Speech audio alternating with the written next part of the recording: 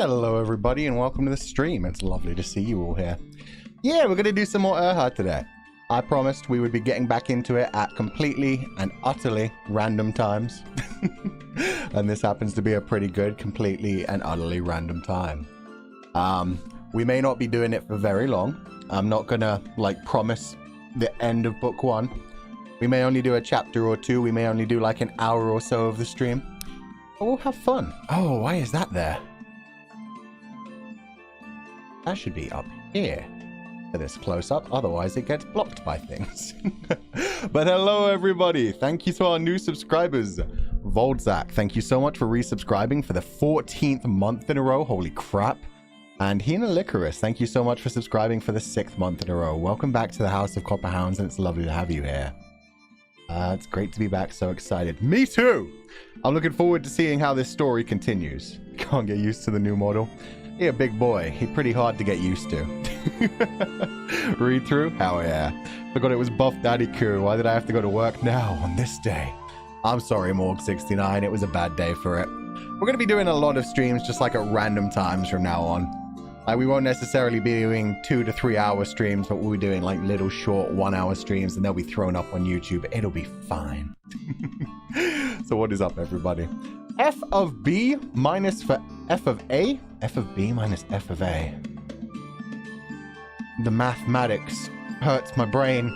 Welcome to the House of Copper Hounds. It's lovely to have you here. Thank you so much for following. Transmigrated Fish, thank you so much for resubscribing for the 10th month in a row. Welcome back, Koo. So excited for this read-through coming back. Lovely to have you here. Thank you so much. And Minkit Urha. Perfect name. Thank you so much for resubscribing for the 3rd month in a row. My God, I'm so excited. Welcome back. Thank you. It's lovely to be back. Lovely to catch you all here. Haitong Desire first. What a great name. Haitong D Desire. Oh, that's even more personal. First time chat. Hello, I finally caught alive. Lovely to have you here. It's been a while, eh, Ku? Hey, Aleve. Lovely to have you. Sorry, yeah, rambling. Hello, Ku. I got excited. Can't wait for this read through and welcome back. Lovely to have you here, White Lotus 39. Thank you so much. We will dive into this then after. Utan, thank you so much for the 100 merits. Nice to see you again, Ku. I hope you're doing well. Hell yeah, doing real good. Just incredibly busy. It was last week. I can't remember whether it was Wednesday or Monday that I was like, yeah, we're back. We're going to be doing things again. And then I disappeared for another week because I just got incredibly busy.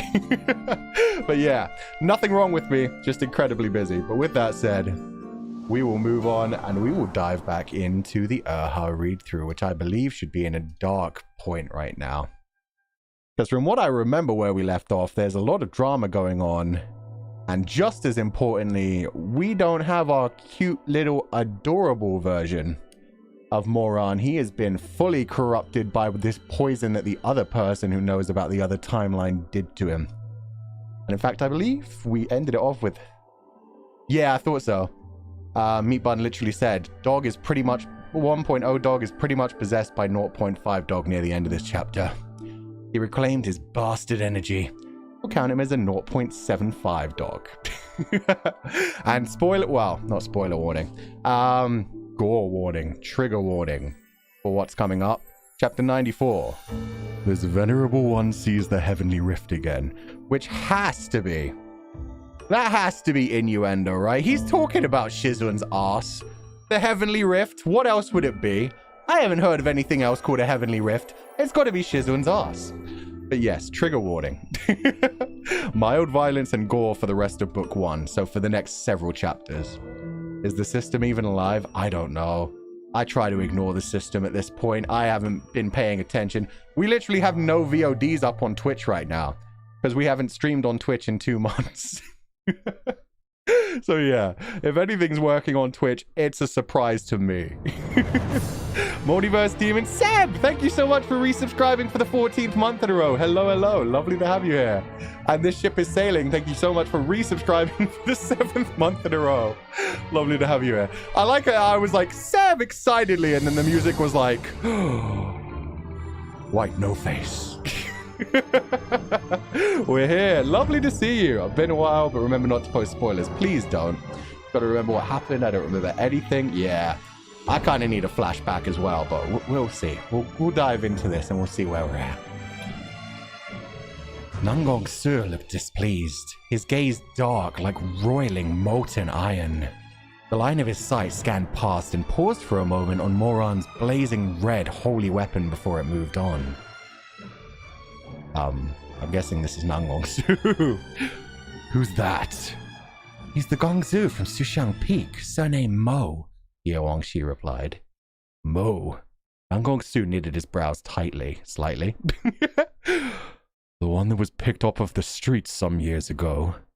Nangong Su gave Yeowangshi a side-eyed glance. You know him?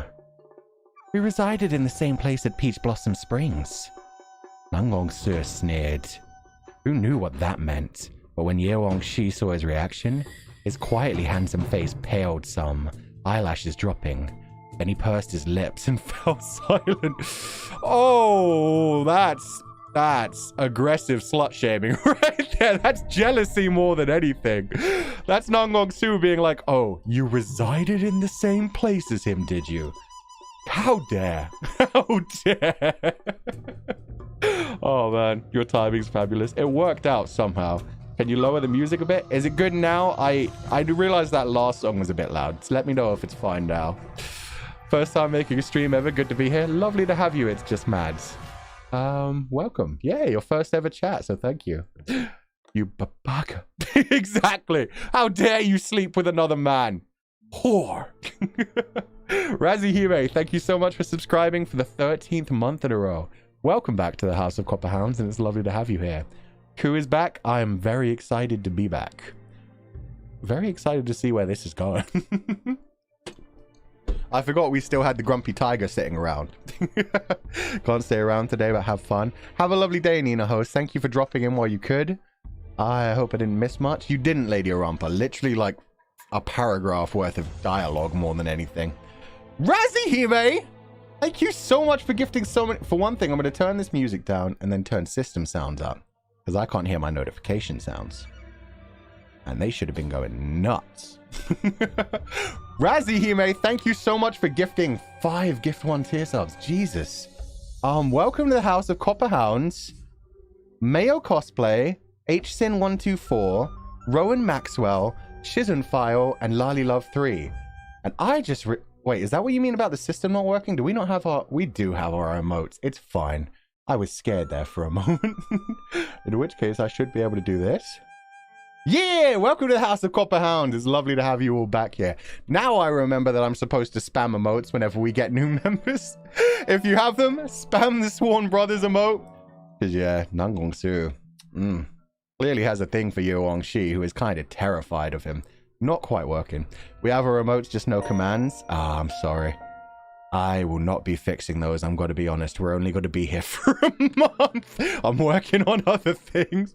But thank you so much. The Razzle Dazzle has returned. So fucking true. The Razzle Dazzle on fire. Zupalan, thank you so much for the 500 merits. Yo, and the adorable waving flags. Yeah, that glass is full. That glass is practically overflowing. My Twitch notices adamantly. No, this stream started just now, not 5 minutes ago. I'm pretty sure it was almost 10 minutes ago now. Yeah, Twitch took a while to notify me on my phone that I could actually do things on my phone. It was like, nah, you ain't streaming. I don't know what you're talking about. It was pretty ridiculous. Anyway, since he has to keep waiting, then I might as well grant him some face, Nangong Su said. A master of a holy weapon at such a young age. I gotta see what he's made of.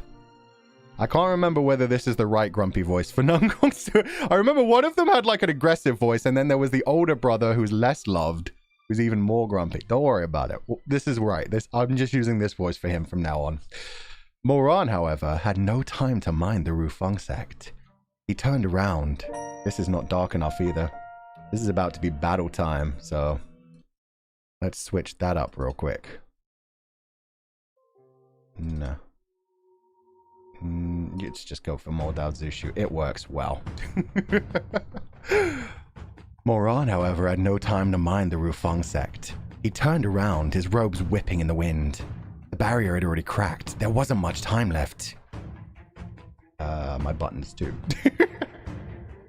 Chuaning, are you not done yet? Sha! Luo Shenshen's nails ripped through the silk curtain. The white cloth fluttered, and the plain fabric was shaken into thousands of pieces of falling snow. Xu Wanning only sensed an incredibly familiar presence, but he couldn't quite put his finger on it. He widened his eyes. Tianwen? No, it wasn't Tianwen. But when he parried with her, there was an energy that was incredibly similar to Tianwen coming from her person. The inner curtains of the huge Chen household were like a thin mist, locking within it a living soul, a vicious ghost. After having exchanged a dozen moves, the fog in Chu Wanning's mind dispersed and a thought struck him, waking him up. Suddenly, he understood. Heart Pluck Willow. Lord Shenshen was already dead, her body cremated to ashes. Back then, she could only depend on old Madame Chen's body in order to haunt, so there was no reason why she should be able to show her true form now.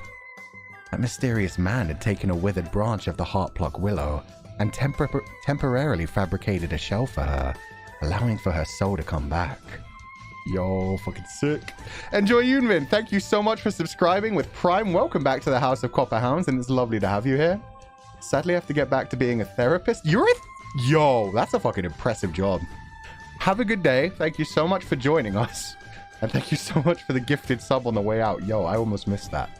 Thank you, Razzie Hemo. Have a lovely night. And Christ Eve, welcome to the House of Copper Hounds. It's lovely to have you here. Sending my goodbye with a sub. Thank you. And I will send you off with the Ho-Ho emote. Although that wasn't a good moment in the story for the Ho-Ho emote. I just wanted to see it. I love this voice for Nangong Su. It's perfect. Okay, good. I like that one too. I'm not sure what I was doing before the break, but we're fine. My plans for early sleep out the window. Sorry. Yeah, European time's not so great. Fuck it. He grumpy grump now. Yeah, he ready to fight. I forgot what was going on. That's right. Cuchallain is inside the barrier and they're trying to get him killed by repairing the barrier while he's stuck in there as a ghost. Shit's not cool. Shit's not cool. Voldzak, thank you so much for gifting a tier 1 sub to Utan. Utan, welcome to the House of Copper Hounds. It's lovely to have you here. And Voldzak, thank you so much for the gifted sub. I'm going to throw out Melon. And that is also for Bibliobasilisk. Thank you for resubscribing for the 14th month in a row. I'm so excited. So am I. Big fan Moshang Tongshu. Thank you so much for resubscribing for the 10th month in a row. And Simonim Roll. Thank you so much for subscribing for the 14th month in a row. It's crazy to me. But we have so many people over 10 months, over 12 months, up to 16 months for some people. Welcome everyone to the House of Copper Hounds. It's lovely to have you here. We're probably going to cry our eyes out by the end of tonight. We'll see how it goes, but we'll do our best. The broiled hearts of the people outside in the steaming haze of fumes. Metal, water, fire, earth. They were all waiting for Shanshan's wood. The body of the heart-pluck willow. Why'd you have to put it like that? Come on. I'd take Shanshan's wood. I feel bad for Lord Shanshan. Lord Shanshan had a bad fucking life and afterlife. Leave her alone. Just what was that man planning? Had he gone through all this trouble just to have Lord Shanshan regain her flesh body so she could slaughter her way into the ghost realm to be with Chen Bohuan once more? Who would do all of this for her? All her relatives had died. Relatives. A relative? Something stirred in Chuanning's mind, and his blood boiled and rushed. He suddenly recalled back when he first met Lord Shanshan, she had told him something. She had a brother who'd gone missing many years ago. Was it him? Oh shit. Is it the crazy dude? No, because Lord Shanshan was the one who was bullied by the crazy dude. Surely it wasn't the crazy dude who showed up and threw persimmons, oranges, tangerines, some sort of fruit at her. Oh man. Team Lord Shanshan defenders right here. Yeah, she can't help it. She's been turned into a demon. She had a really fucking rough life. You know what? If there's anyone who deserves to kill a couple in-laws on her way out, yeah, Lord Shanshan gets that. Red Panda J09, thank you so much for resubscribing for the 2nd month in a row. And thank you for the 10 merits. Oh, I missed that. I'm going to scroll up and see what you said. Oh, it's just merits. Thank you so much for the 10 merits. Oh, and the glasses. I exploded. It's actually exploded. I missed that. Is this for real? Best alert I've gotten all day. Lovely to have you here, Luna Yuki. It's meat bun. What do you expect? It's why are you surprised? You know what, Basilisk and Wine Life? You ain't wrong. You ain't wrong. Things go wrong. Things get poisoned, and we always cry. And get horny. And see Shan's wood. Not the crazy dude. She had a brother that we never saw. Yeah, but I remember there was a theory at that point. I don't think it was even me who said it. I think it was someone else in chat who had said, oh, she has a brother she never met. And then suddenly this dude came back from a war acting crazy and acting like he owned the place. What if they're the same person? But probably not, right? Probably not. It's just he's got another brother. We don't know who the brother is yet. Could be a big bad. Could be someone from the future. Like, Moran's already future. Interesting. Poor Lord Shanshan. In life or death, she's always the victim. Exactly. Bujadao. Full on Bujadao. We'll find out. Wine Life and Gamer Wife, thank you so much for resubscribing for the 8th month in a row.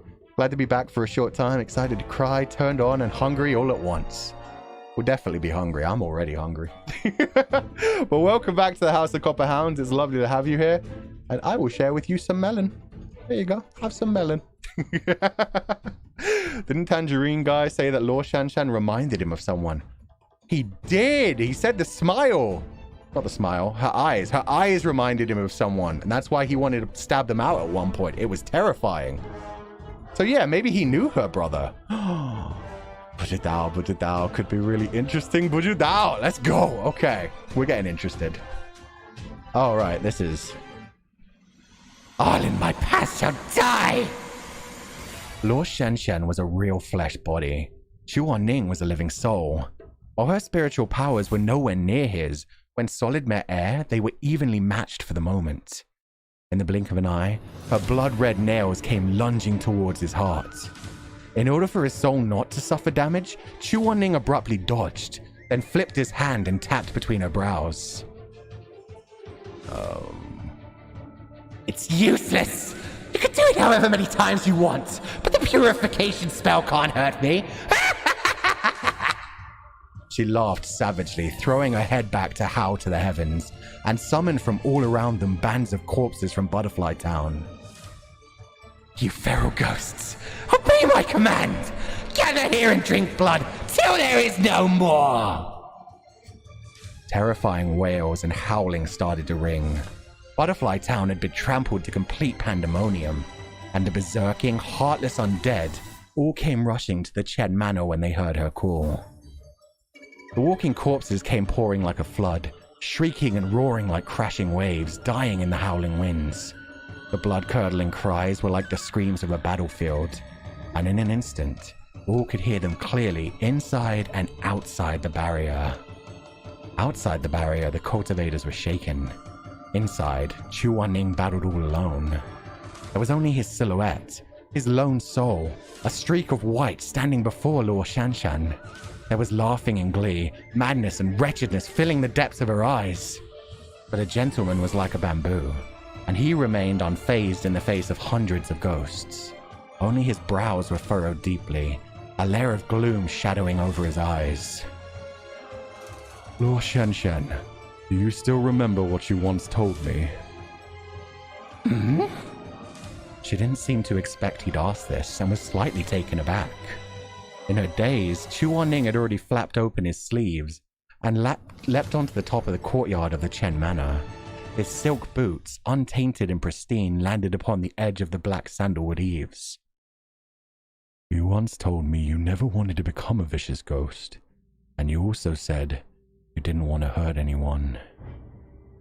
As his voice dropped, winds from all around picked up. Damn it! There we go. That's wind. Chuan-Ning raised his gaze and looked over, and saw a heavy black troop of corpses pouring in from every direction.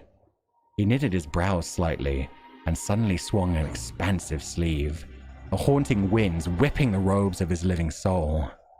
Between his hands, there was suddenly a golden glow. Please, excuse my offense.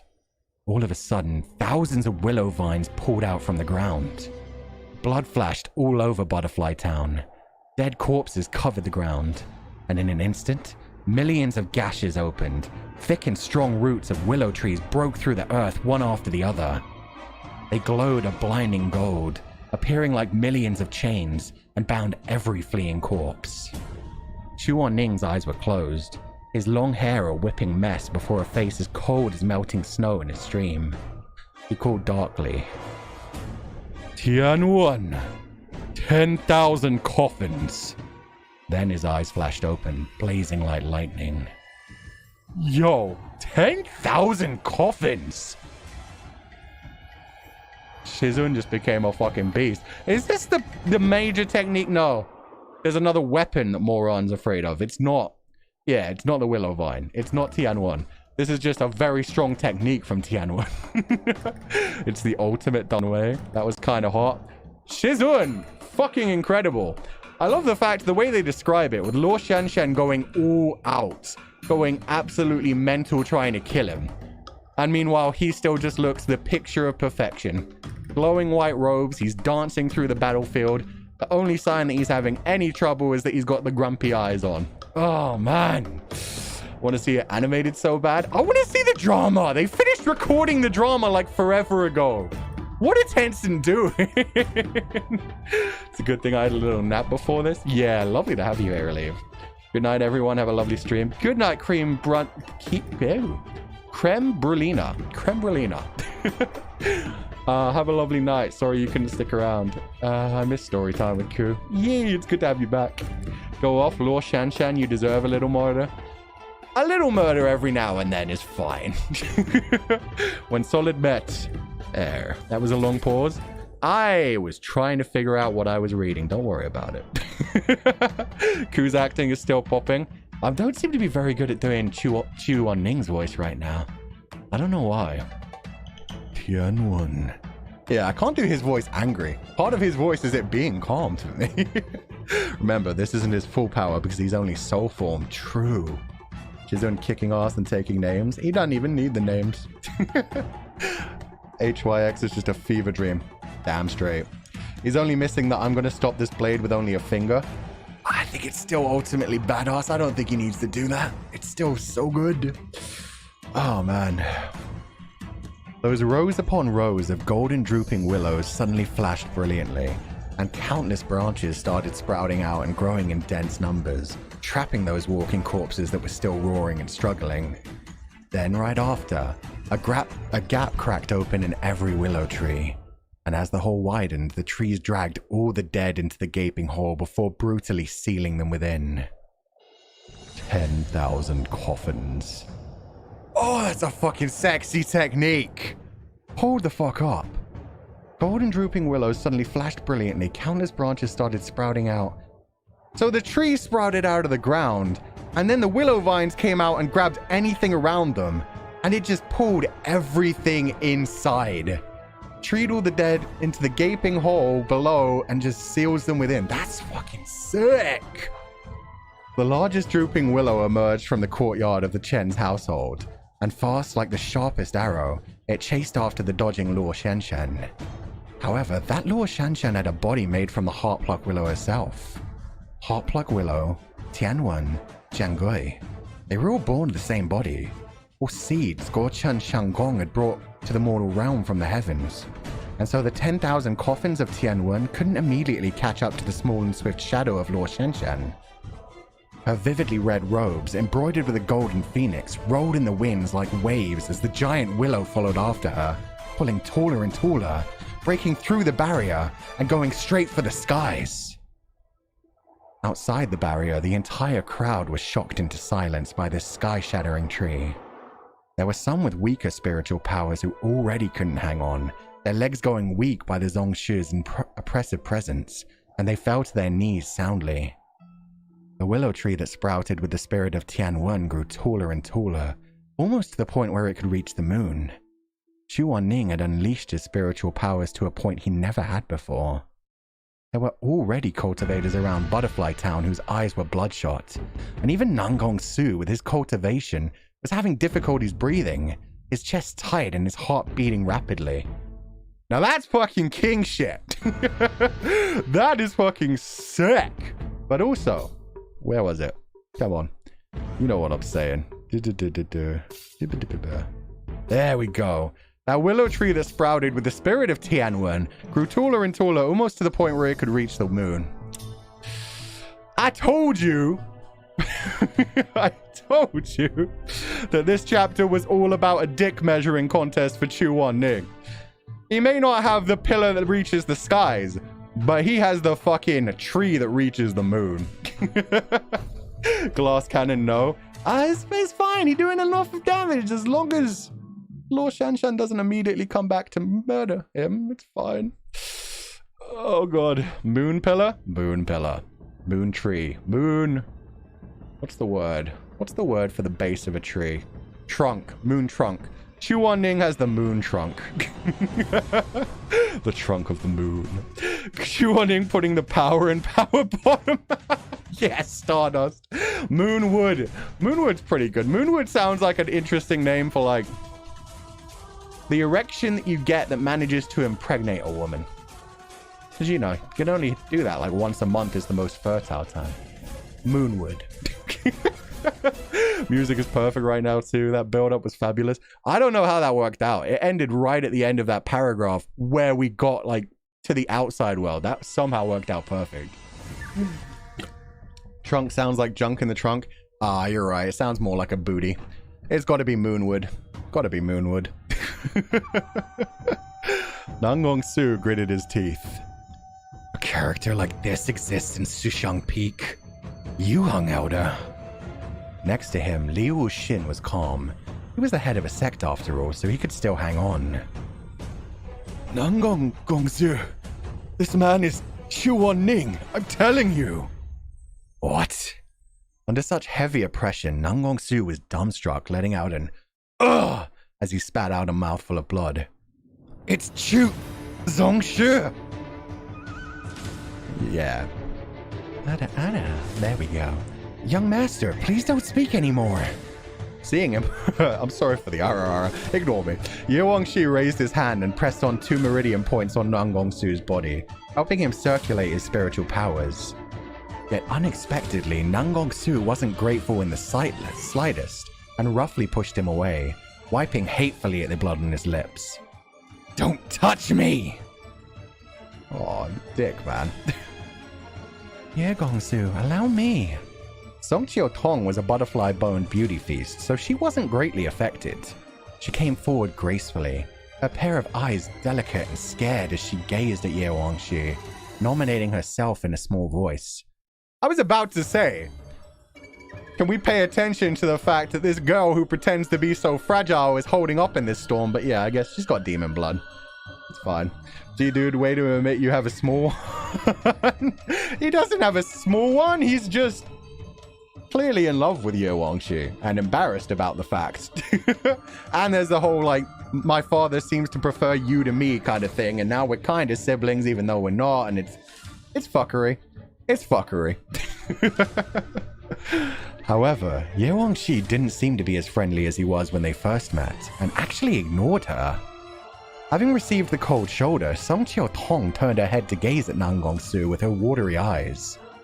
Gongsu's attitude towards her had become much better since the beginning, but he also declined. Your help isn't needed. I was just shocked by someone I haven't seen in many years. I'm not that weak. If you have the free time, go help other people. Over on the side, Moran didn't notice at all the things that were happening between Song Chiao-tong and the other 2 Gongsu of Rufeng. He dropped next to Chuan-Ning's empty body, lifting his head to watch Chuan-Ning's living soul engaged in a heated battle with Luo Shenshan. Then he looked at that band of corpses temporarily sealed by thousands of willow trees, his heart and mind both alarmed and nervous. It must be known that to use a spell like this, even under normal circumstances, it'd exhaust spiritual powers greatly. Never mind that Chuan-Ning's soul was currently out of his body. Just how unpredictably strong was this man's ability? Before he could finish his thought, there was a sudden splitting cry. Some kind of fuckery? All of the fuckery. I don't have too much lag on my end. The stream is fine here. Mine stuttered and it scared me. Oh shit. I'm sorry. I haven't dropped any frames yet. But yeah, Twitch probably doesn't like me right now. Probably isn't putting me at the top of their priority to give good streaming quality to. So I'm sorry if it's having problems. Oh no. It's spice. Gotta add the spice. Can't say, but just wanted to pop in and say hi. Glad to see you back here. Lovely to have you here. Sadly unimaginative. Sadly unimaginative. That was a mouthful. Thanks for dropping in. Have a lovely night. And yeah, I hope you enjoy the VOD when you get to watch it, if you want to watch it. A new video with the new model. Hell yeah, Big Buff Coup exists for 1 month. We're gonna get through lots of You hung out a boss as fuck. You know he's boss as fuck when he makes Gongsu go, that Chu Zongshu? Oh fuck. Everybody be like, yo, you okay, bro? You just spat out blood just hearing who he is. Crumb of Context, thank you so much for resubscribing for the year in a row. Welcome back. I've missed you, but I'm devastated because my fancy new earbud fell out and got run over by a car. Yo, that sucks. No listening on my commute for a while. I'm sorry to hear that. That really sucks. That's one reason that I'm terrified of wireless headphones. I don't have any yet. And my new phone is a Galaxy Note whatever. It's one of the ones that doesn't have a headphone jack, so I never get to use headphones anymore. But yeah, wireless headphones terrify me. I'm not ready for the change yet. Especially earbuds. They're so small. I mean, you'd notice them fall out, but they're just so small. They could go through like the little tiny gaps in drain things and everything. Yeah. It just seems like a problem waiting to happen. Angry Mama Bear, thank you so much for the 5 merits. Wow, that's so sweet. Look at the love hearts. Yeah, the glass is halfway full again. That's awesome. And Ice Claw Fire, thank you so much for resubscribing for the 14th month in a row. Hope I didn't miss too much yet. Not too much. Just you hung out her, hanging in there, fighting with poor Luo Shanshan. It's been interesting. Aku done work now. I'm trying to figure out what's going on. Just the same way we left off. There's just been some drama so far. Chu Wanning did a big ultimate attack, sealed a whole bunch of zombies, and now it looks like he's about to die, and I'm scared. I'm scared. Water. IQ, welcome back. Thank you, Angry Mama Bear. I do not trust myself with those. Nah, me neither. Fuck that. Just, yeah. Call me a boomer, but nah. The Heartpluck Willow couldn't defeat Tianwen after all, and beneath the lonely moon, Luo Shanshan was bound by the willow vine, branches and leaves sprouting so fast she was swallowed rapidly. That gigantic, sky-reaching tree enveloped her in its gap, before that ancient willow that had crossed the clouds finally, slowly, shrank down towards the ground, gradually descending below, until it finally stood equal once more with the other ancient great trees. At this point, the barrier had been completely shattered. However, since the 10,000 coffins formed by Tianwen were still keeping all the walking corpses hostage, there was no immediate danger. Xie Jungyong didn't dare to relax, and ordered the rest of the people of Sushang Peak to stand guard before every willow tree just in case. As for the others, they all followed the flow and dashed straight for the courtyard of the Chen Manor. Since the situation was dire, Moran didn't think too much, as he immediately swept up Chu Wanning's cold body and rushed over too. When the group arrived, the ancient willow chaining Luo Shanshan had already transformed into a solid coffin. She lay within, her expression... was good sad music. Why'd you go back to battle? Damn it. That'll do. That'll do perfectly. She lay within, her expression sometimes savage, sometimes sad, her eyes sometimes vicious, sometimes aggrieved. From her lips, two separate voices continued to switch between one another, one full of madness as it shouted, "Why do you obstruct me? Why obstruct me? You all deserve death! All of you!" The other was soft and helpless. "Yan Logok, is it you? Is it you who's come? Please, I beg you, save me. I don't want to hurt people. Please." These two voices changed between each other, and after a long while, dead silence fell within the coffin. At this point, the spiritual power of Chu Wanning's living soul was already at its limit, barely holding on his will alone. He pressed his fingers between the brows of the girl inside the coffin. "Who are you?" The closed eyes of the female ghost slowly opened, and it was still vivid red within. Liu Wuxin blurted, "Not good!" Just as he was about to charge forward to take the maiden's life, Chu Wanning pointed into the air, and a strike of lightning dropped down, blocking his way. Damn it. Yeah. Chu Wanning, you! Chu Wanning ignored him, and only stared at the delicate girl who slowly sat up from within the coffin.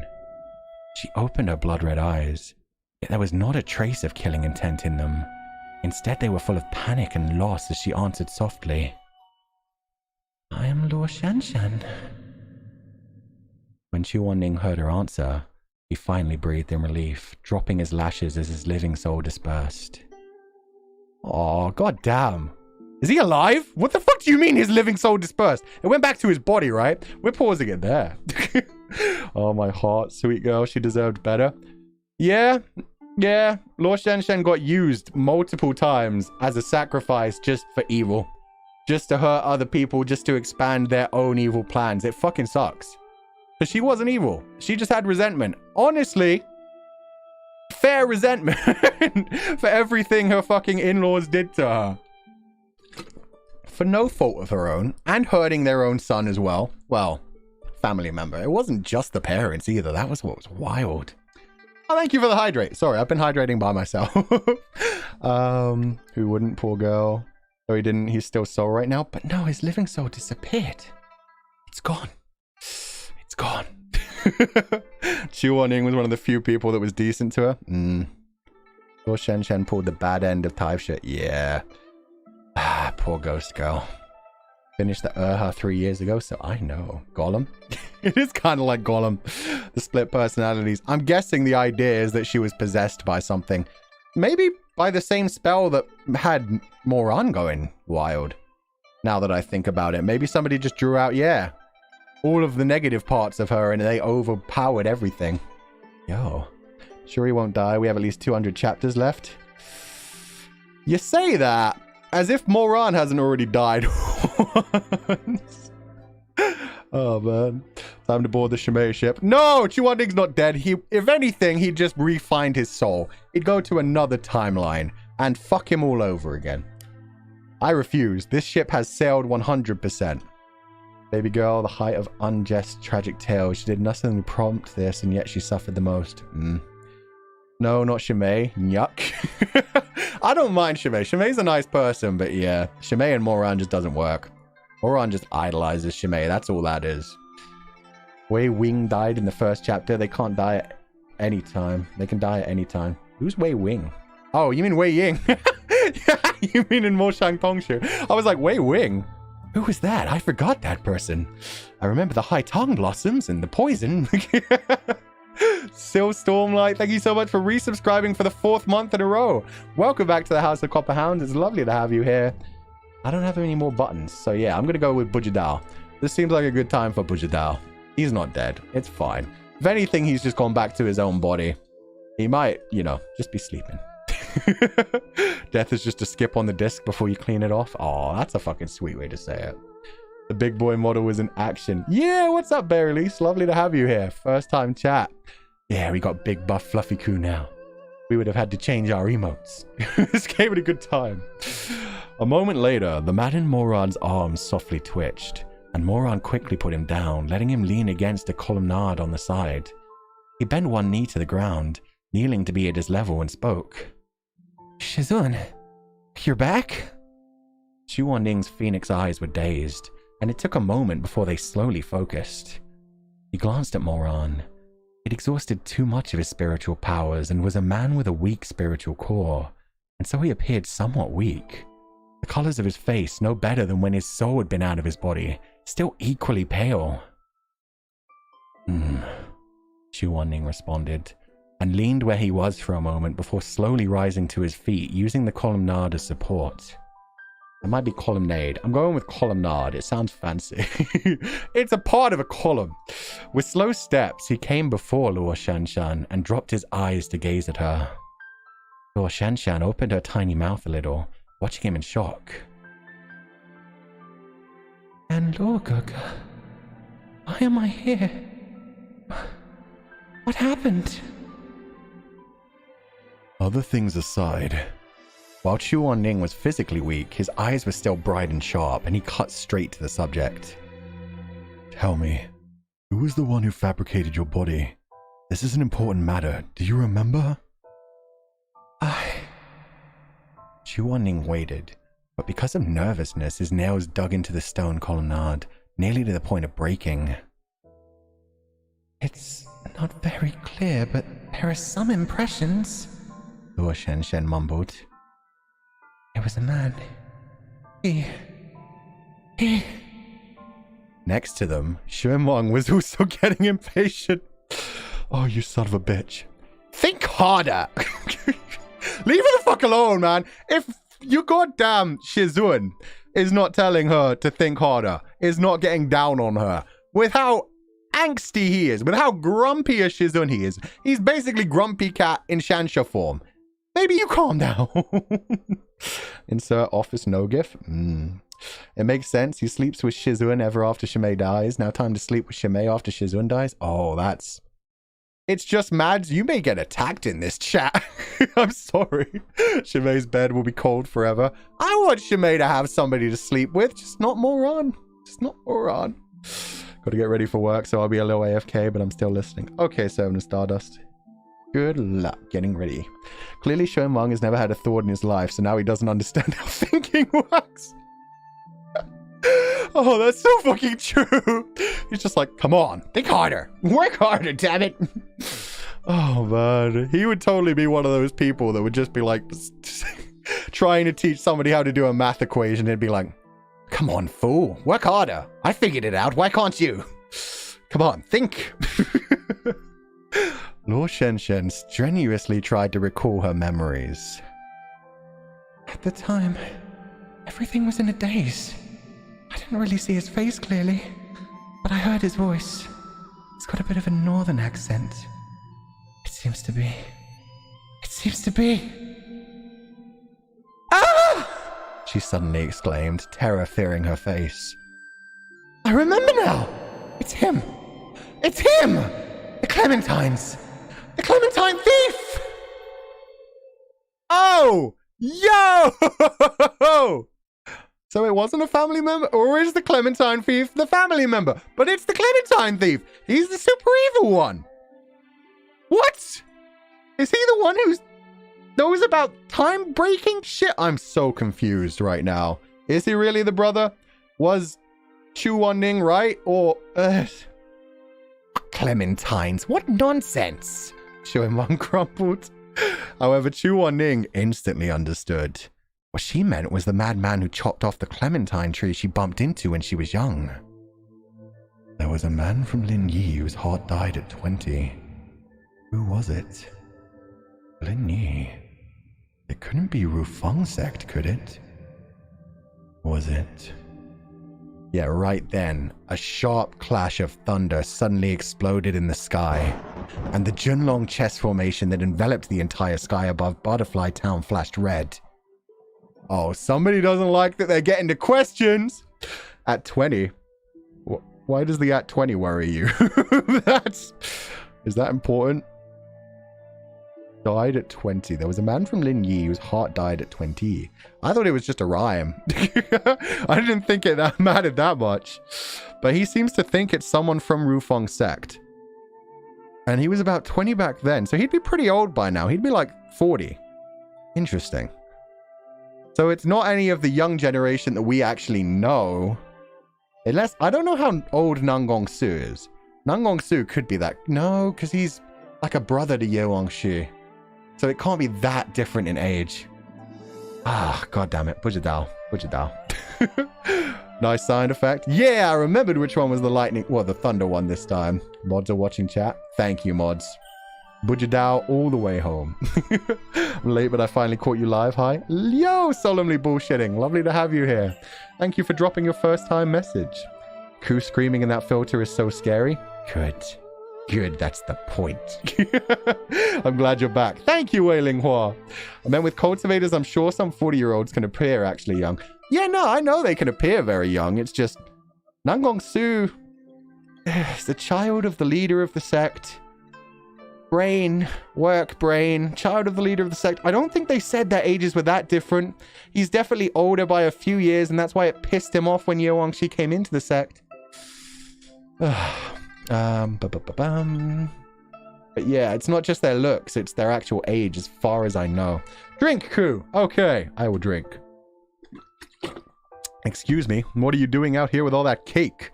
Double cheeked up on Wednesday afternoon? Cake, and can I have some? Ah, Jojo, you can always have some. I love you, brother. You've got Kimrai emotes. I love Kimrai. Yo. I didn't know you subscribed to Kimrai too. Well, what's up, Jojo? I hope you're having a good day. Sorry that I tried to call you earlier and then didn't message you back. I was going to message you after this. I was just trying to get your opinion on something and checking if you were around. So yeah, don't worry about it. Sir Underhill, can you see his cake from here? You sneaking from the back? Jojo's always around somewhere in the back of the bar. Don't worry about it. Some men never age. My father is 60 and he easily looks 40. I have discovered that very recently. I mean, there's all the like celebrities, but I mean, let's be honest, they use black magic. They use sacrifices. Celebrities have some dark shit going on. And honestly, it's just really good surgery that costs a fortune. But we're gonna stick with black magic.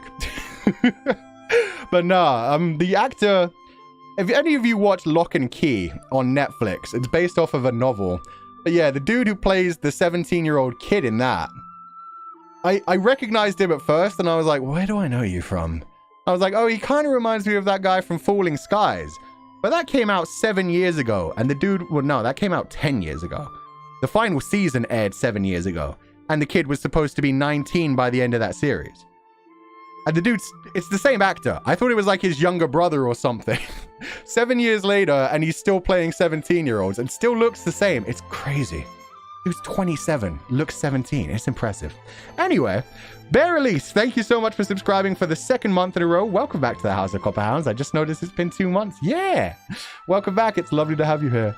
Okay, hit me up later. And yes, Lee, I indeed can see that cake from all the way in the north.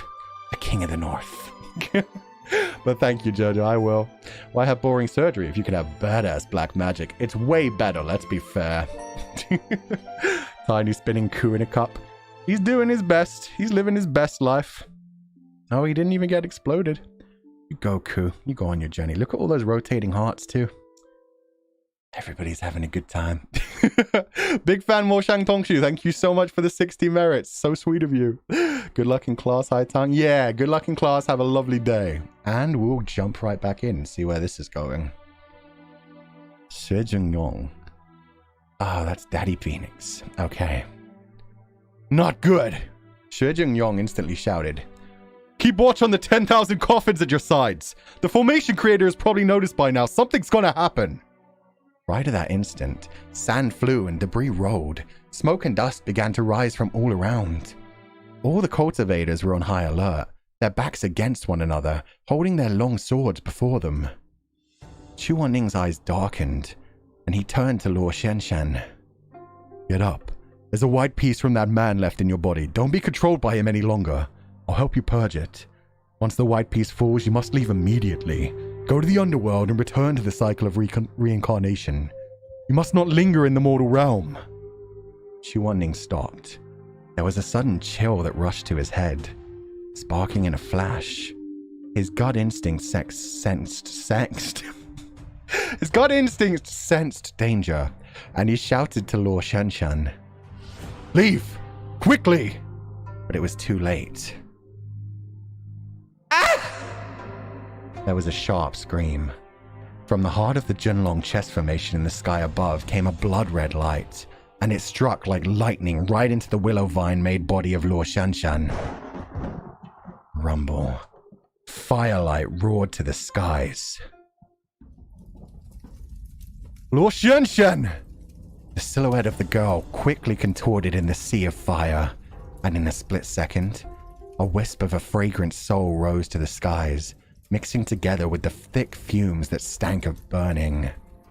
The soul mingled with the fumes and the soul forming one entity. Where Luo Shenshan once stood, there was suddenly a stream of jade-green light that shot towards the heavens. A spiritual essence of the wood element. In an instant, all blood left Chu Wanning's face and his eyes turned extremely hostile. He'd been thinking about this wrong. Been thinking about this whole thing the wrong way. Whilst alive, Luo Shenshan must have been someone who possessed a great wood elemental spiritual energy. The culprit behind the scenes wasn't trying to raise a wood element, heart pluck willow with metal, fire, water, and earth, but instead he was waiting for enough resentment to gather to form that crash of thunder, have it strike upon Luo Shenshan's body, and have her resentful spirit become the temporary source for the heart pluck willow. Metal, wood, water, fire, earth. All 5 spirits were now complete. He could now do whatever he wanted to. Chu Wanning lifted his head to look at the sky. Everyone was looking at the sky. Everything stopped. In that moment, it was terrifyingly quiet. Then, all of a sudden, the earth started to quake. It was practically the same as what they had seen in the ancient city of Linan, in the illusion at Peach Blossom Springs. Above Butterfly Town, a gigantic purplish-black rift opened up across the skies. Inside it seemed to hold endless bloody chaos, death, pestilence, and hatred, like the eye of the devil himself as it slowly opened. Liu Wuxin pointed to that rift and yelled with a trembling voice. The Infinite Hells! The barrier to the Infinite Hells, it's broken! The heavenly dome above Butterfly Town has been torn! The door to the Ghost Realm is open! Yo, we didn't even get a fucking message from Meat Bun. Yo. She got bad. Sauron? It kind of sounded like Sauron. Except it's more evil. Sauron was kind of a wuss compared to this guy. This guy actually opened his portal. Very metal. It's very metal. And then the Fire Nation attacked. That's what I was thinking. Metal, wood, water, fire, earth. Long ago, the 4 nations. Oh, we shouldn't be joking. People are gonna die. There's gonna be a lot of death. Oh, goodness. Oh, no. The calamity of the past life. Wait, this is the calamity of the... I thought it was the calamity of, like, the past age with Chu Fei. Past life calamity was just all moron, right? This didn't happen in other timeline, did it? Sauron sexy. He gets points for that. He better be sexy in the goddamn Rings of Power series. Never got to see sexy Sauron in the goddamn movies. And you're right, he do be sexy. He be much better looking than Sauron. Oh, I'm not Sauron. Elrond. Better get a fine-ass man to play that elf. That's how you know it's intense. No, author's notes, yeah. People die all the time. Yeah, but now there's going to be a lot of death. Now the literal gate to hell is open. Tiger Chama, yo! Brother, Kyodai, how are you doing? Welcome to the House of Copper Hounds. It's lovely to see you here for the first time. And Takayama Kirin VT. We got a lot of VTubers coming in for the first time today. Ohayo. Ohayo gozaimasu. Hope you're having a good day. Hold on, Ku. You know who Chu Fei is? Isn't that his name? Isn't Chu Fei... Yeah, didn't we see Chu Fei? Wasn't he the general... Chu Ning, and yeah, it was Chu Fei, and he had a child named something. We saw that, right? That was a flashback. Depends on if you played the games. Ah. Oh yeah, you did get to see Sauron in the games. I forgot about that. But no, he's sexy in most of the media. He's supposed to be beautiful. I didn't get that wrong, right? Is it not Chu Fei? The nice guy who got killed by his own people. Yeah, that's Chu Fei, right? Have I fucked up? Did I get the name wrong? Mibun really said no jokes, we serious now. I like how we even got that with the translator's notes as well. Where the translator's notes were just like, you know what? There's got to be gore to the end of book 1. Deal with it. We're done with warning you for every chapter. Just get ready for pain. That was Chu Shun. So there is a Chu Fei though, right? I'm sure I've heard Chu Fei before. But now I'm officially here with your new model. You're looking beautiful. Thank you. So does yours. Has it been rigged yet? I haven't been paying too much attention. The model looks gorgeous though. Sauron very hot, the Silmarillion.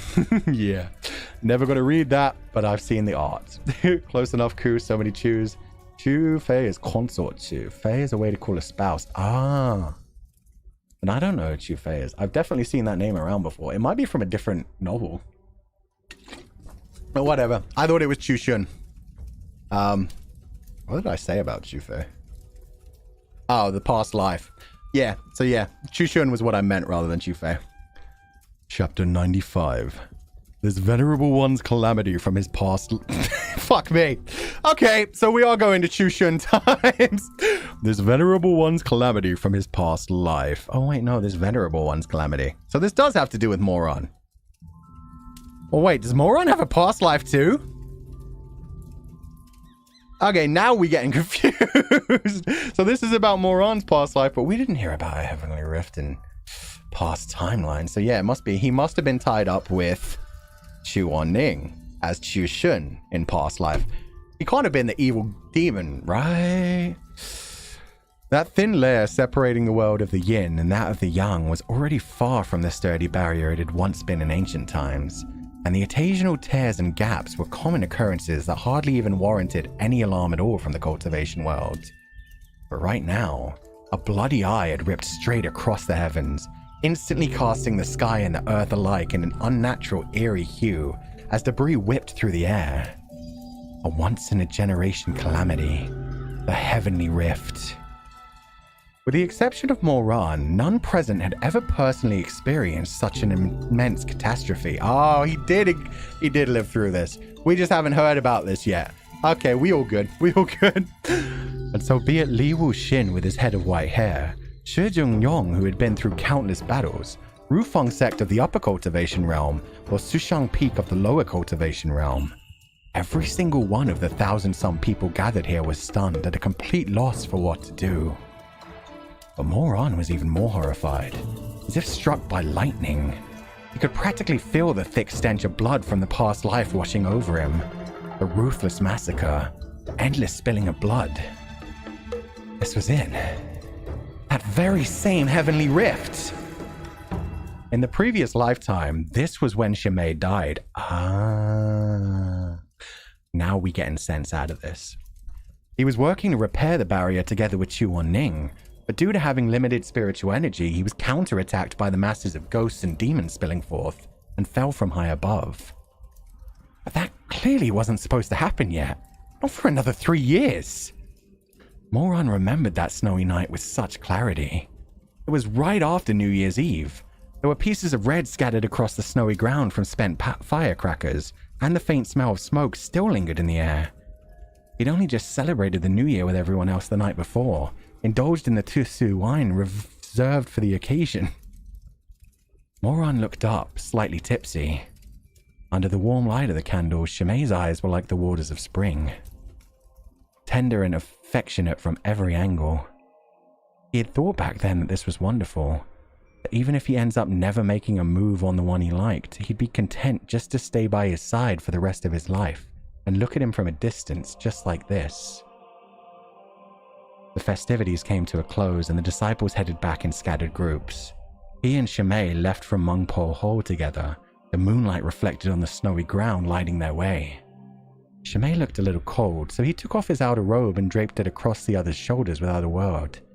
And, emboldened by the alcohol in his system, he snuck a couple glances more than usual.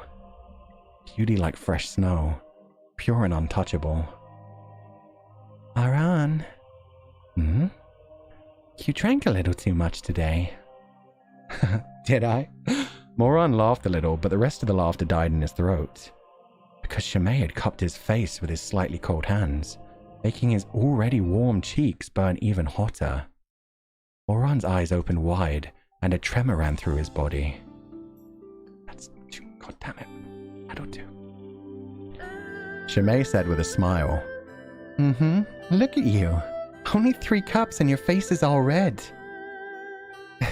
It's just kinda hot. Moron scratched his head goofily, his face burning up even more. He'd been so easily satisfied back then, simply liking someone, not needing to have his feelings returned, not daring to dream of more.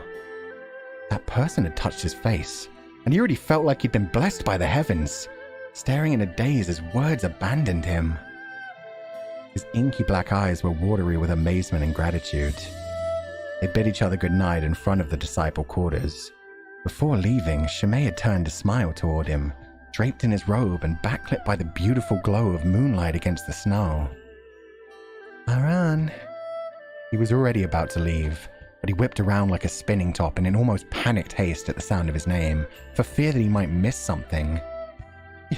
Yes? Thanks for lending me your robe. It's nothing.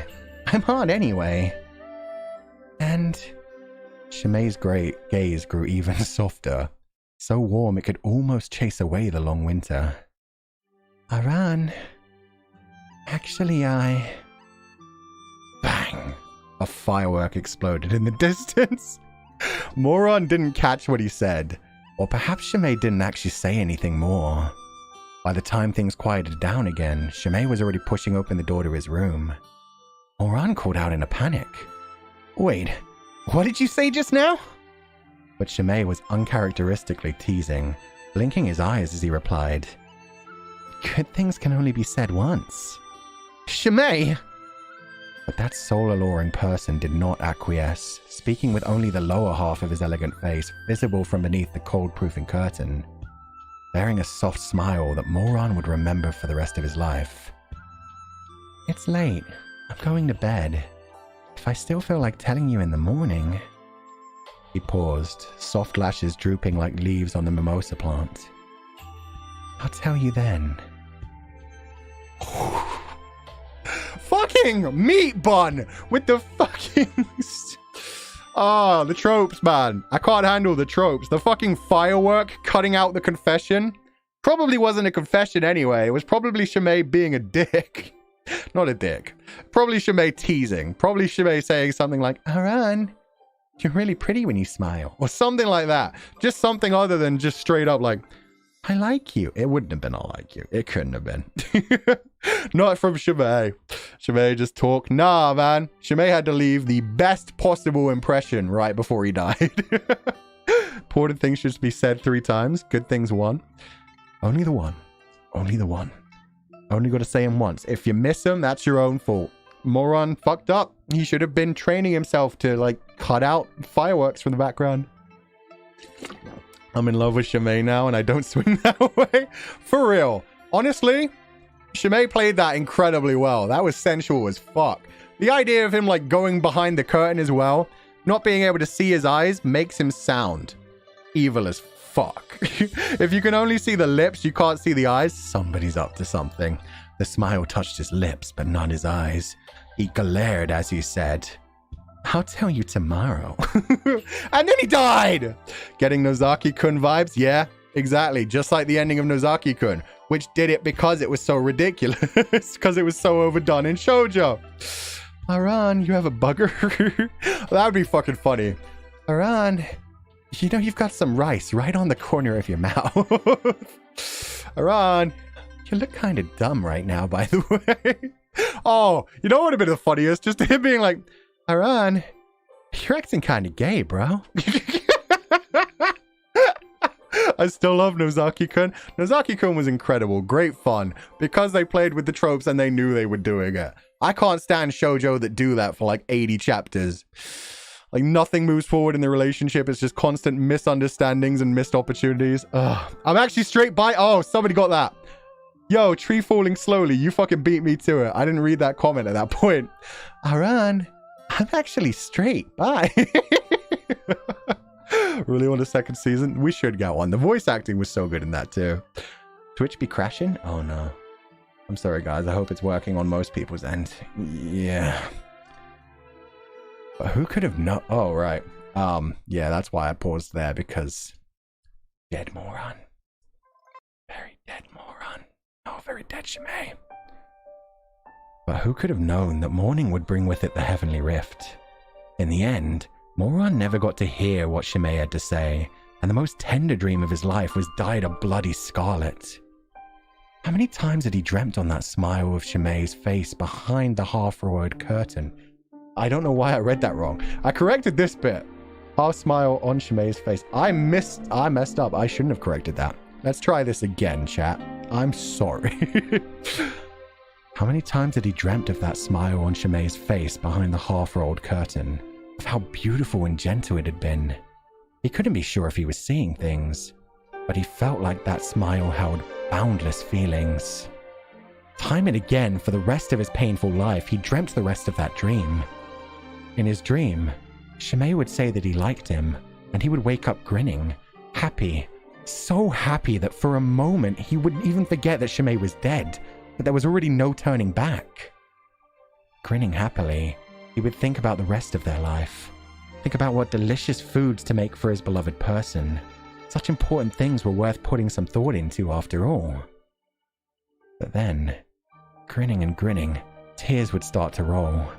He buried his face in his hands. He'll never know the words that scattered into the wind on that snowy New Year's Eve. Ripping through thousands of miles of heavy clouds, the infinite hells opened.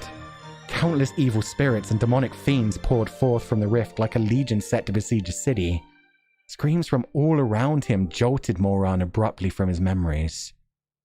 Nearly crazed, he shouted frantically, pushing through the chaotic surging crowd, beside himself with panic, searching. Shimei! Shimei! Shimei Jing! Where are you? Where are you? I don't know why the Heavenly Rift came 3 years early. I don't know if I can protect you the way I am right now. But I can't bear to see you get hurt again. Can't bear to watch you die again. Please live. It's my fault for not getting strong enough to protect you right away. I was stupid. I didn't think things through. Didn't consider that this might happen. Where are you? Aran? Between the clashing of weapons, he heard a faint voice. Shimei! There he was, next to Shuimeng, shielding them against the onslaught of evil spirits with a screen of water. Moran ran towards him, unheeding of everything else, his throat tight and his eyes stinging. You damn mutt, get over here already and help out!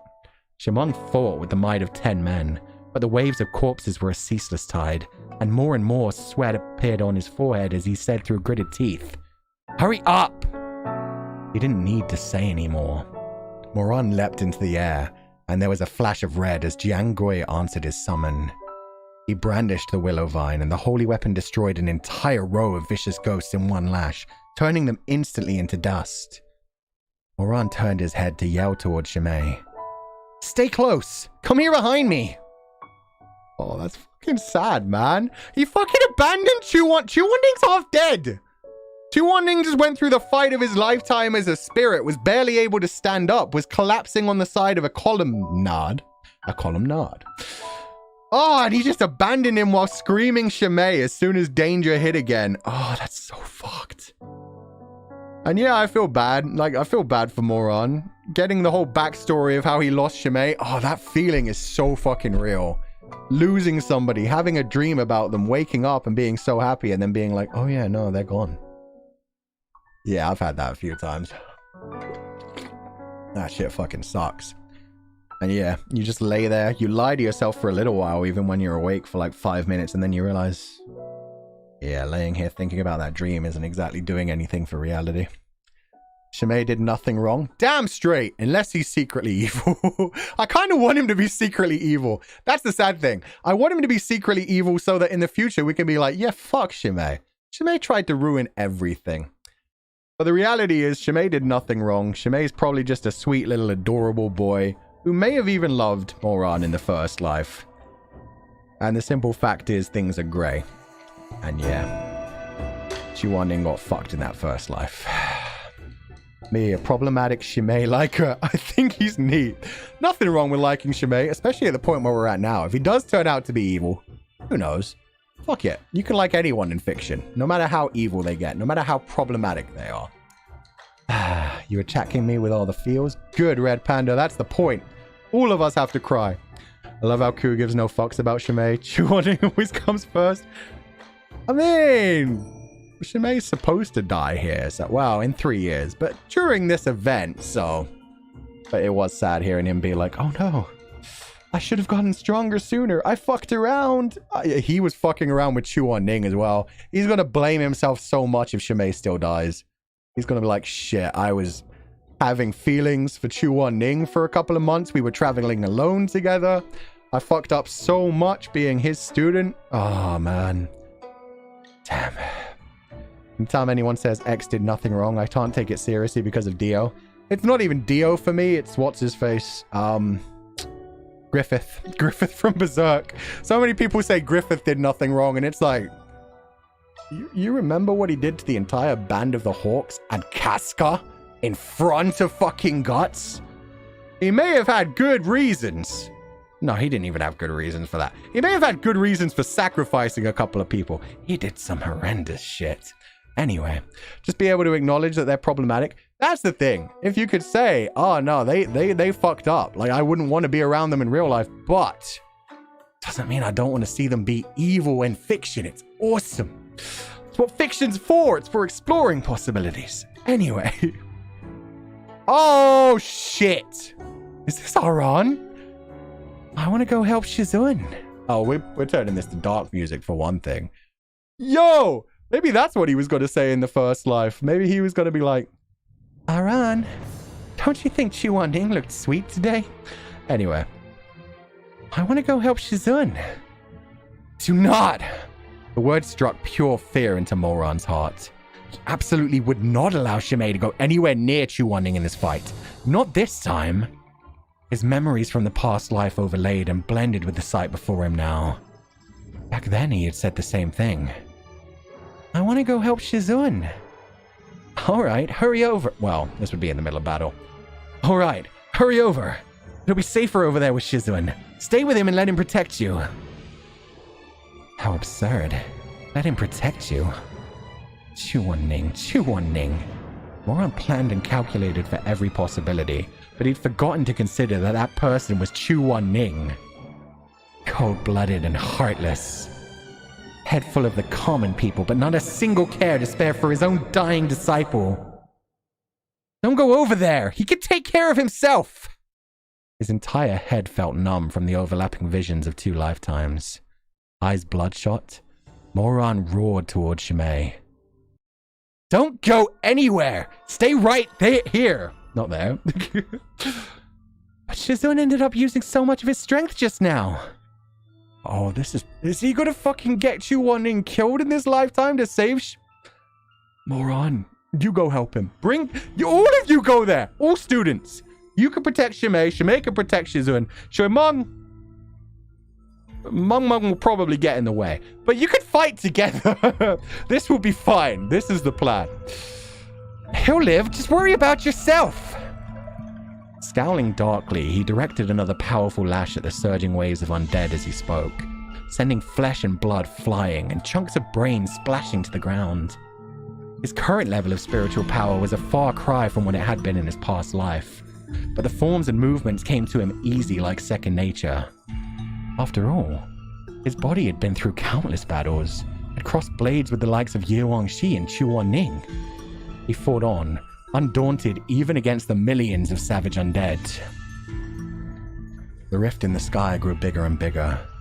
The fiends that had been confined within the infinite hells for hundreds of years poured into the mortal realm like a violent deluge. Deluge? Deluge. There's a way to pronounce that. Deluge. Deluge. Deluge. Deluge. Deluge. Deluge? Don't worry about it. Mixing with the walking corpses of Butterfly Town that had struggled free of the willow vines on the strength from the sudden influx of yin energy. The situation grew increasingly terrifying and out of control, frenzied and frantic like a pot of boiling oil with water poured into it. The ghosts and demons grabbed living people and tore into them with abandon like a swarm of locusts descending upon a field of crops. Those from Sushang Peak were used to demonic encounters in their daily operations and could still hold out. But the same could not be said for the Rufeng sect and Bitan sect as countless ones of their cultivators screamed, blood spurting high into the air. Yo. You know, considering they're the high cultivation realm, the upper cultivation realm, you'd think they'd be good at dealing with demons. Fucker. Like that brothel being his spawning? Wait, what? Oh, ReZero, you think he's going to return from death? Everyone always treating Cuchallain like he can handle literally everything by himself. Meanwhile, the man gets himself torn apart because no one helps him. Yeah, that's Cuchallain's life in a nutshell, is constantly everybody being like, oh, he's just a weapon. Don't worry about him. Nobody needs to worry about him. And that's why he hates himself so much. Because he's so used to everybody just saying, oh, don't worry about him. He's fine. He's strong. He's nothing. We don't need to care. He goes out of his way to protect everyone else. The entire cultivation world at this point, they were trying to seal him in. What chapter are we at? Yeah, we at 95. Yo, we're at 95. There's only 2 more chapters in this first book. Shit. What if the same thing happens and Moron wakes up in that brothel again? Oh, that's what the brothel was the spawn point thing. That'd be pretty funny, actually. Yeah, if the end of book 1 is just Cuchallain being dead and Shimei being alive. But then Moron ends up like being a dick to Shimei as well. No, he wouldn't be a dick to Shimei though. That's the problem. I think I'm actually terrified Cuchallain's actually going to die here though. And he's going to try and go back, find a way to go back in time. Realize that there has to be some way out there to do it. They would be fucked without Cuchallain because nobody else does anything. Yeah.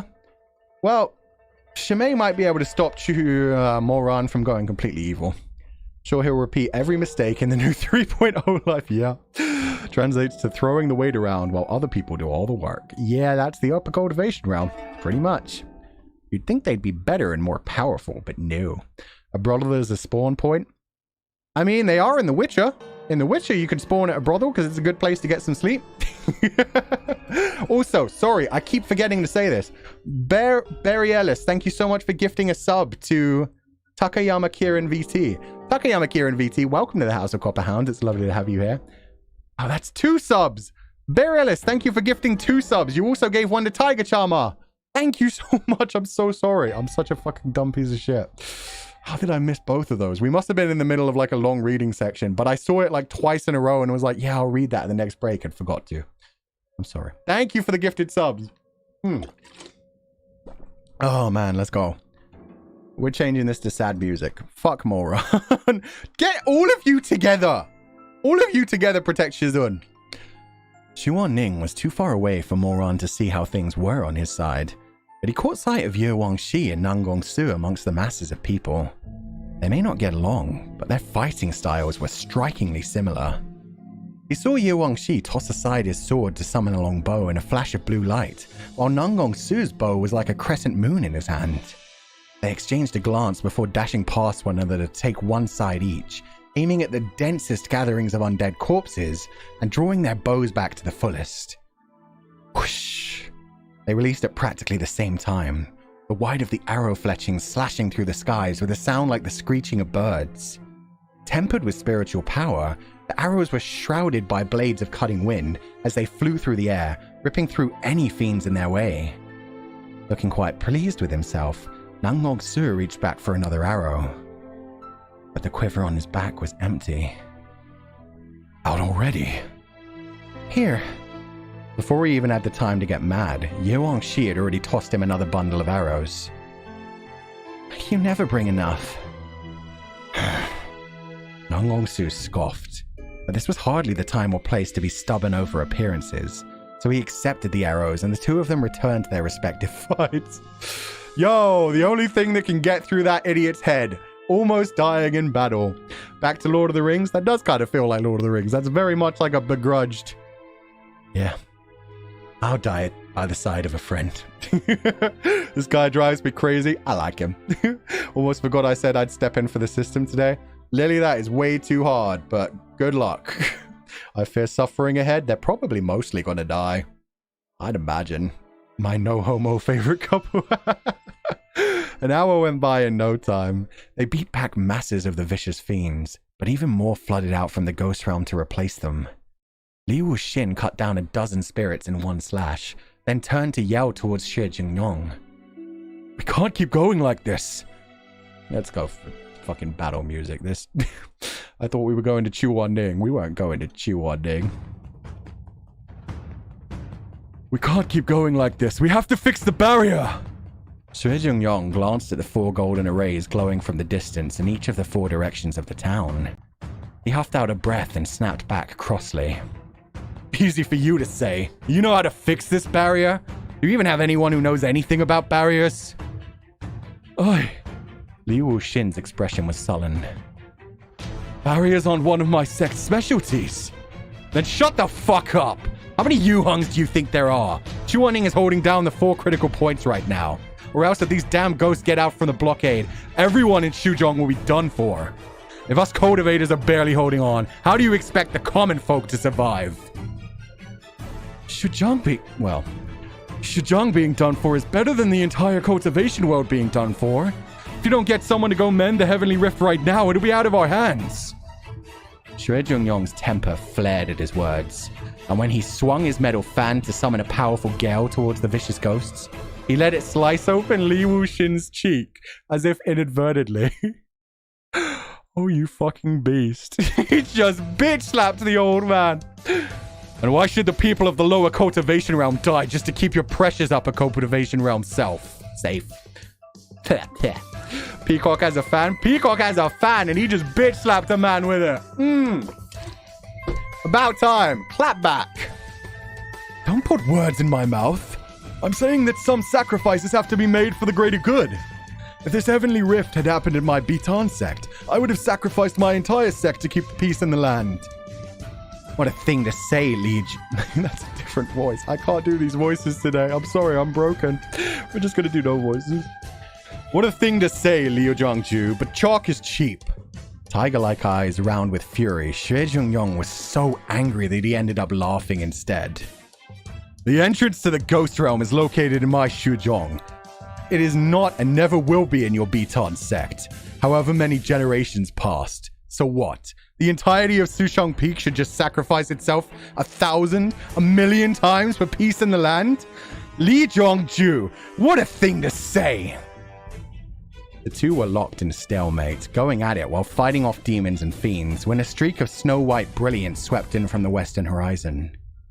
Before they could even ascertain whether it was friend or foe, a burst of frenzied instrumentals came from the clouds above like a tempest, resounding and resonating as a deluge from the heavens, but also akin to a shower of arrows. They saw no weapons, but it felt as if the glint of blades was everywhere at once, as if they could hear the braying of war steeds, and see fire beacons lit up along the walls of the stronghold. Kunlun Tashue Palace. I'm sorry, fucking Kunlun came to the battle? Ah, shit just got real, yo. Go off, Peacock. Talk is... Yeah. Did I say chalk is cheap? Oh, fuck me. I'm out of practice, guys. I'm out of practice. We'll get back into practice over the next month. Oh, man. This really is the highlight of my entire week. I'm glad you're enjoying it, Trava Llama. Chalk is cheap. It's true. It's pretty cheap, man. So why we use it? We just wipe it off the board. We don't give a shit. It's fine. Them fighting. Effing useless upper cultivation sects. They're trying. They seem to be kind of strong. We got Kunlun here now. Shit's getting real heavenly.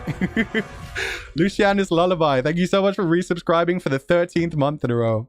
Still have to catch up with Erha, but I'll enjoy the streams while you're still here, regardless of spoilers. Ah, thank you so much, Lullaby. I hope you're having a good day. We know we're just messing with you. Don't worry about it. I'm having fun with it too. It's fucking funny that I didn't even notice that one. I noticed that my voices kept going wrong. I was like, Xue Jingyong has to be big, bruff, broady. That kind of voice. Always sounding like he's announcing something. And I kept turning him into just grumpy. Oh god, I'm so out of practice. It's fine. 95 chapters in, and finally, we're just messing with the old dog. Hell yeah. Gotta head to work, so I'll come back to watch the rest later. Bye-bye, everyone. Have a lovely night, Servant of Stardust. Good luck at work, and we will see you next time. Will we finish book 1 today? Nah, we're gonna finish this chapter, and then we're gonna be done. Unfortunately, I didn't get to start till 5:30, and we're not going till 8 p.m. anymore. Koo needs his dinner. Koo wants food. So yeah, we're finishing this chapter, and then I'm gonna go eat me some pizza. Healthy pizza. Healthy pizza made out of, what's it called? Not broccoli, the white one. Cauliflower. Cauliflower pizza. It's amazing. Oh, so good. Anyway. Xue Jingyong's head snapped up to look at the stretch of snowy radiance. This close, he could see that it was indeed a multitude of cultivators riding in on swords, each dressed in robes of frozen mist silk, with peach blossom petals drifting about their persons. All of them, male and female alike, were beautiful and gentle looking, with their appearances frozen in the early 20s by virtue of their cultivation method. So not everybody who cultivates in this world stays immortal. I thought anybody who got to a certain level stayed immortal, but no, it's certain ones. That's sick. Pizza, but pineapple? No, not this time. Healthy pizza? It's the entire dough base is cauliflower. So yeah, it's like no wasted carbs. It's good. It's good. No good, not pizza. It's good pizza. It's fine. I had cauliflower pizza for breakfast. Awesome. The only bad thing on it is cheese. Other than that, it's just tomato sauce. It's peppers. It's just cauliflower. It's just... Some of the Tashue Palace disciples stood on their swords, while others sat, half of them cradling peepers in their arms, the other half holding guqins on their knees, the cords streaming forth from the sky above. Tumultuous and frenzied, yet clear and flowing, making the spirits and undead below shriek in agony, yet keeping them in place as if trapped under an invisible net. The man at their head had striking features, with light blonde hair and jade green eyes. He was clothed in silken robes the color of fresh snow, with a pendant hanging at his forehead like a droplet of water. And within the collar of these robes, his neck was fair and slender, like a fragrant, delicate blossom in a porcelain vase. Kunlun was a snowy, frigid land, so he wore fox fur draped over his shoulders on top of the silken robes, adding even more poised elegance to his appearance. He held a magnificently exquisite pippa in his arms, and his brows were furrowed as he plucked the strings with his slender fingers, luminescent petals of peach blossoms dancing about him with every note. Okay, this guy's fucking sexy. Are you shitting me? Light blonde hair, jade green eyes, all clothed in white. Every time he strums, there's a fucking peach blossom. Oh, sexy. So sexy. Who is this? And is this not the sect that gave Chuan-Ning his robes? Am I imagining that wrong? Isn't this the sect that has the like material cloth that grows as they grow? Right? Or am I wrong? The real peacock? Did the music fit just there? I know, it was perfect. Oh god, what kind of voice do I give this? Yes, you're right. Oh, okay, yeah, this is where his robes come from. That's sick. Legolas has arrived? It sounds like it. Okay. I've already given my Ara voice. I don't know what to do for... It's the same thing. It's just going to be the same thing. 1 second.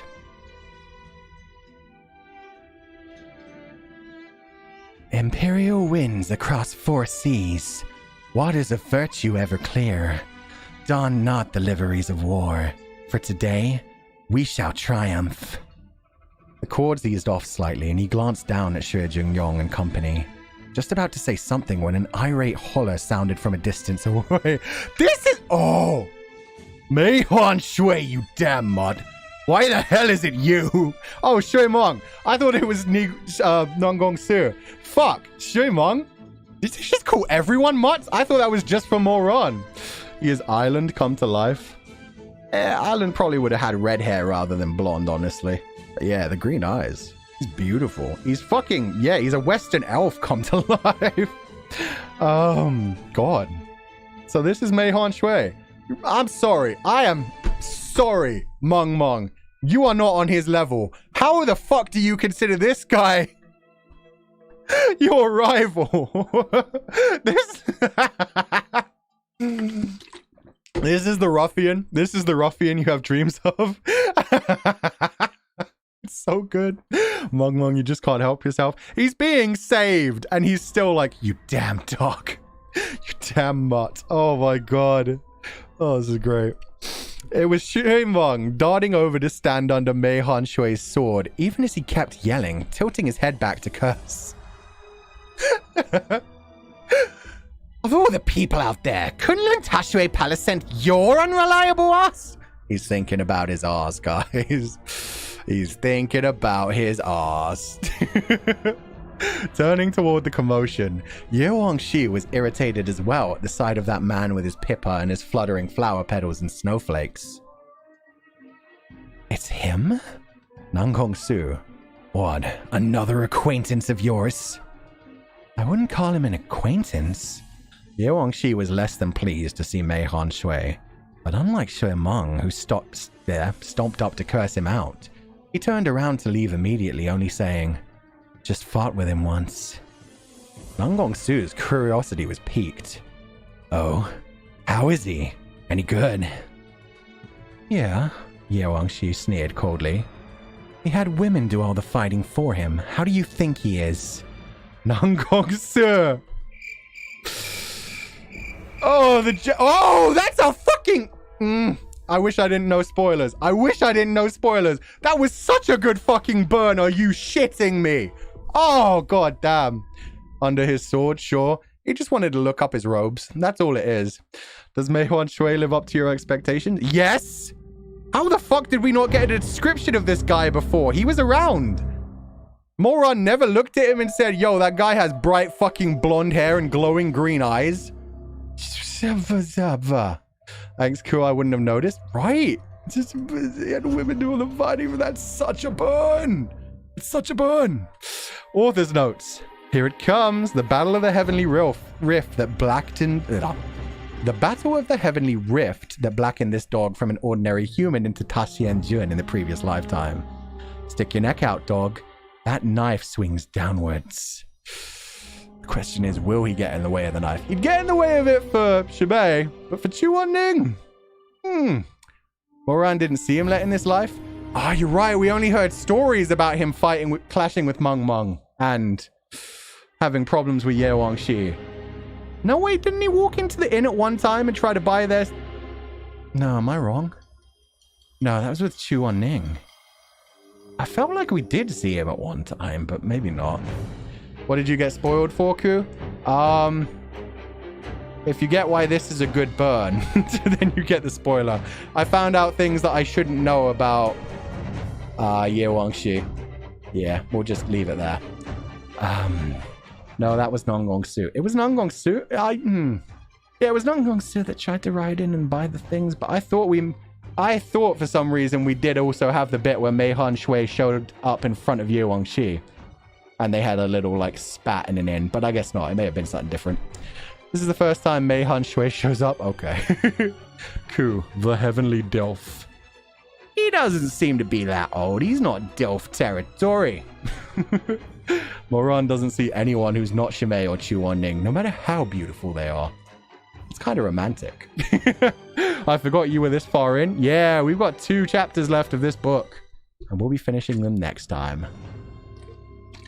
Thank you for all the hydrates. I'm about out of water. God damn. I drank 1.5 liters of water during this. I'm really out of practice. He's pretty. He stopped mid-battle to curse him. He's in love. You gotta get your nice little shots in the middle of a battle. Especially when it's possibly your last battle of your life. It would really suck to almost die, see the man you hate coming to save you, and then still end up dying without being able to curse him out. So good for Meng Meng. Meng Meng cursed him out. Even if he does die, he got that in. Meanwhile, Mei Han Shui's up there and is just like, who the fuck was that again? I don't particularly care, but he's annoying me. His skills are good. Wink, wink. He too twink to be Delph? Yeah. I don't imagine he has any facial hair. I don't imagine he has any blemishes. Immortals can be Delphs if they're big and broad enough, but yeah, I imagine him as like, yeah, Legolas. Legolas ain't a Delph. Even Orlando Bloom nowadays ain't a Delph. He still looks young. We only heard about it. I think that's it. I think we heard about their clash, but we didn't ever actually see it. Assume the spoiler is when you went on the fan page. Exactly it was. Beautiful and awful, Mei Han Shui. It was just a flashback. It wasn't shown in present time, right? Yeah. And yeah, in fact, I think I remember Moran, like, had to confirm in his mind it was probably Mei Han Shui. Meng Meng, don't die, please. He better not. When's the next read through? That I do not know. We're doing this randomly. It definitely won't be tomorrow. Tomorrow I've got some work to do around this time. Maybe Friday. It may be Saturday. It may be Sunday. The one thing I've agreed on is it will always be around this time. It'll start either at 5 p.m. or like around 5:30. If it's like after 5:45, it won't be starting. So yeah, don't worry about staying up too late. And don't worry about things happening early in the morning. If I do a morning stream, it will be random shit. It won't be, He's young. Meng Meng really has no shame. He just curses in front of everyone, even his dad. He's a spoiled brat, man. He's a spoiled brat. I'm going to read the chapter for the next one, just to know. This venerable one's hatred born in this life. Oh, fuck. Oh, shit. He's becoming Tashi and Jun in this life, too. Oh, man. Is the Twitch schedule up to date? No, unfortunately. We're doing random guerrilla streams for the next month. Meng Meng, if this is the last battle of my life, I sure as hell won't go down before cursing him one last time. And then he will go down. Never look up Mei Han Shui. Oh, I learned my lesson. I can't believe that the fan page... The first thing you see on the fan page of Ye Wangxi is a big fucking spoiler. I've never had that happen before. The whole time I was reading Modao Zishu, everything was incredibly spoiler warned in the fan pages. I was going through that thing like mad trying to relearn their names. God damn. Knife's aiming downward. It's the sword of Damocles, man. It's hanging over all of them. We don't know who's gonna die yet. As long as it's not a Tuesday, I'll be fine. You're good on that. I'm busy on Tuesdays and Thursdays at this time, so you're good. Hope we can do more than one chapter the next stream. We did 2 this time. Yeah, hopefully we'll do 2 next time and finish off 96 and 97, which I believe is the end of the book.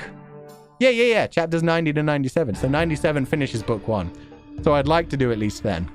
And we might do 3 chapters. The next one might not be as short, but today, yeah, I planned on starting this at 5, but it became 5:30. Anyway, this will be thrown up on YouTube soon, and I'll be trying to get more things up. I'm not sure if I uploaded them. We'll see.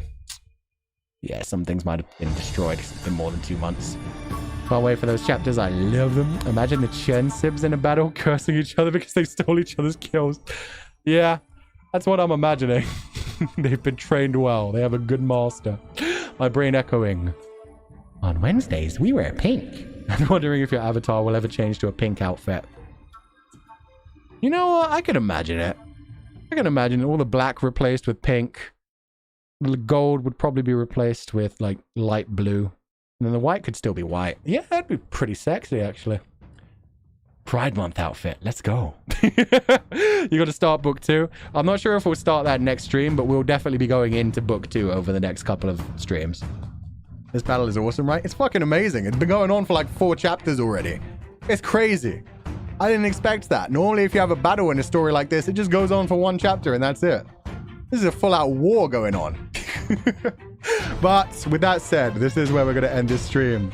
Thank you for doing this, Q. I missed your streams. Thank you, Wildlife and Gamer Wife. Thank you all for showing up. I'm looking forward to seeing what happens later in this story. Watch The Great Ruler, the Wang. Oh god, I don't remember its Chinese name. Great Ruler, oh god. There's a new Donghua currently airing, which is amazing. It's The Great Ruler something. Animation is incredible. Storyline's great. I've been out of Donghua for a while. I've just been watching what I want to watch. I'll catch you guys next time. Have a lovely evening. Take it easy. I'm going to kill this music and play my theme. There we go. God, I love this theme. God, it's so beautiful. Thank you for the lovely stream, Ku. I hope you forgive me for using your logo to make shirt decals. I fucking love that. Go nuts.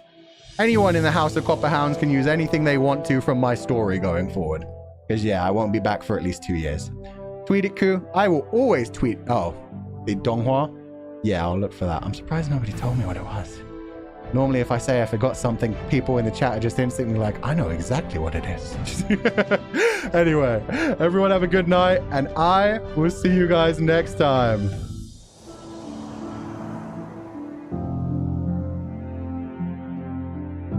Oh shit, we can raid. I forget we have raids. Raid channel. Let's see who we got. Orihimo, Mizukuyaki. Zelda's on. Let's go raid Zelda. I wonder if she's doing any Tianguan Heaven Official Blessing art. Yeah. Have a lovely night, everyone, and I will see you guys next time.